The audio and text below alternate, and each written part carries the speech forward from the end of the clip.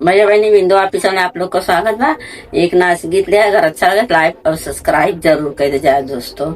ठंडी का दिन आइल हमार पिया, जाड़ा का दिन आइल हमार पिया, जड़वई में चला आया हमार पिया।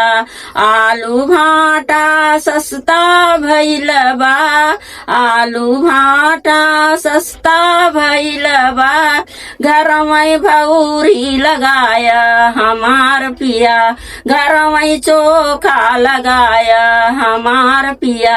खटिया मचिया पे नींद न ला गई, खटिया मचिया पे ठंडी ला गई, नीचवई पुअरा बिछाया हमार पिया, ओ पेर गद्दा बिछाया हमार पिया।